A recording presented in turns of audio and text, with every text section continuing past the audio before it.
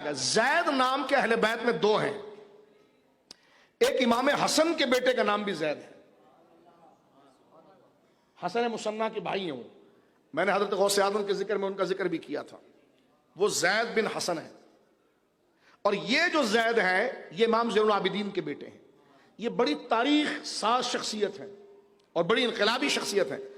یہ وہ ہیں کہ جنہوں نے وقت کے ظالم حکمرانوں کے خلاف عالم جہاد بلند کیا تھا.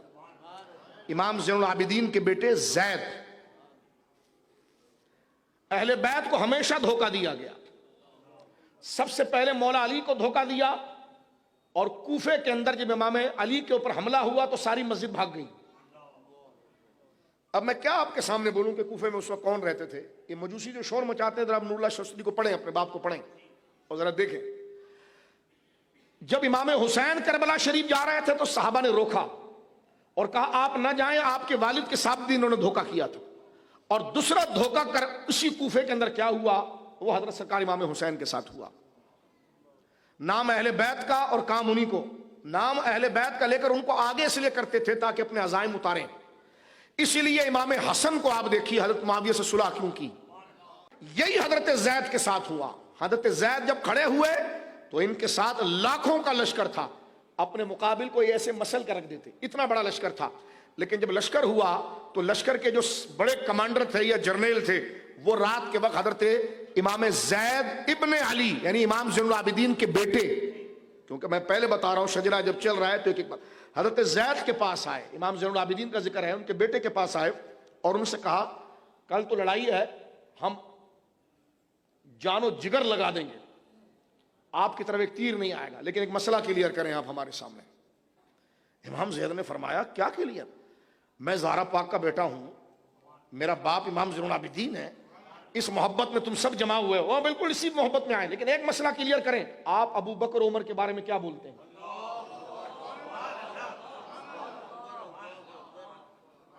کوئی بھی تاریخ پڑھ لیں، میں کس کتاب کا حوالہ دوں آپ؟ امام زید کا حوالہ ڈالیں، ان کی شہادت کا واقعہ پڑھیں. ہمارے وہاں تو تقریباً ساری تاریخ کی کتابوں کے اندر یہ بات موجود ہے. تاریخ کھیلتے ہو نا، تو آؤ اس تاریخ پر بھی آؤ. پھر حضرت امام زید کو یہ کہا کہ آپ ابو بکر و عمر کے بارے میں کیا کہتے ہیں؟ حضرت ابو بکر و عمر سے محبت اتنا ضروری عقیدہ ہے کہ امام زید نے یہ نہیں کہا کہ یار سامنے دشمن کھڑے ہیں اور یہ میرے لشکر والے، اگر میں ان کو بتا دوں گا تو یہ سب بھاگ جائیں گے، تو کل بتا دوں گا. لیکن امام زید نے اسی وقت جواب دے کر اس بات کو ثابت کر دیا کہ حضرت ابو بکر و عمر سے محبت کتنی ضروری ہے. اور خاص سوال ہوا تھا فدق کے بارے میں کہ جو سیدہ زہرا پاک گئی تھی تو وہ تو آپ کی دادی جان ہے. تو جب آپ کی دادی جان حضرت ابو بکر صدیق سے فدق کا مطالبہ کر رہی تھی، اب اس کی کتنی حقیقت ہے دیکھو واضح ہوتی. تو آپ اس قضیے کے بارے میں کیا کہتے ہیں کہ جو فیصلہ حضرت ابو بکر نے کیا اس بارے میں آپ کیا کہتے ہیں؟ کتنا حساس مسئلہ چھیڑ دیا. اور کل وہ حضرت امام صاحب کو قتل کرنے کے لشکر لے کے کھڑا ہے اور یہ جان دینے کے تیار ہے، لیکن یہ بولتے اس مسئلے کے لیے کو.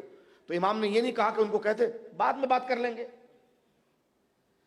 اس سے خلاف بات تو امام صاحب جھوٹ تو نہیں بول سکتے تھے معاذ اللہ، لیکن وقت کو ٹالنے کے لیے کہہ دیتے بھائی جنگ ختم ہو جائے گی پھر بات کر دیں گے. لیکن میں آپ کے دل پر دستک دے رہا ہوں، جاگو سنیو، جو بات میں بار بار ریپیٹ کر رہا ہوں، میری بہنیں بھی غور کریں. صحابہ سے محبت اور شیخین سے محبت اتنی ضروری ہے کہ امام زید کے سامنے موت کھڑی ہے.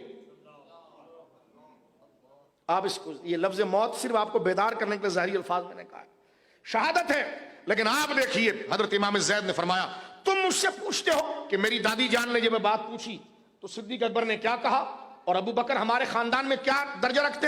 فرمایا ان ابا بکر کان رجلا رحیما وکان یکرہ ان یغیر شیئا فعل رسول اللہ صلی اللہ علیہ وسلم. فرمایا ابو بکر بہت نرم دل آدمی تھے اور وہ اس بات کو پسند نہیں کرتے تھے کہ جو طریقہ رسول اللہ کا ہے اس طریقے سے کسی چیز کو ہٹا دیا جائے. اور آگے کیا فرماتے ہیں ذرا سنیے.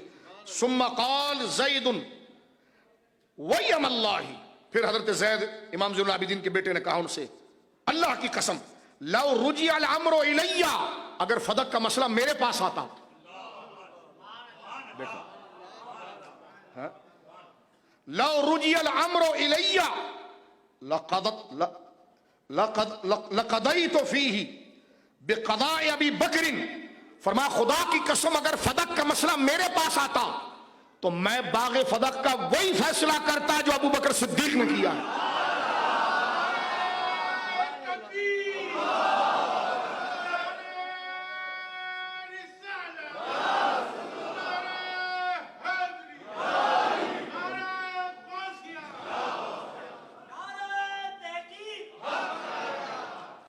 سوال کیا کہ ابو بکر ایسا نیک ہے تو تم ان سے کیوں لڑ رہے ہو؟ فرمایا یہ ان کی طرح نہیں ہے. یعنی سامنے حکومت سے کیوں لڑ رہے ہو پھر تم، اور ہمیں کیوں جمع کیا ہے؟ تو فرمایا ان سے اس لیے میرا باپ علی نہیں لڑا کہ وہ قرآن و سنت کے طریقے پر تھے، اور علی کا بیٹا زید اس لیے لڑ رہا ہے کہ یہ اسلام کے مخالف ہیں. فرمایا یہ وجہ، یہ کہنا تھا کہ ایک نے لاٹھی اٹھا کر آپ کے پاؤں پر ماری اور 99% لشکر بھاگ گیا، چند 100 آدمی رہ گئے، لیکن امام غیرت مند باپ کا بیٹا تھا، بھاگ گئے. جیسے یہ تاریخ دوبارہ دہرائی گئی کہ کوفے کے دروازے بند ہو گئے، کھڑکیاں بند ہو گئی. آج زید حسین ابن علی کی شکل میں موجود ہے.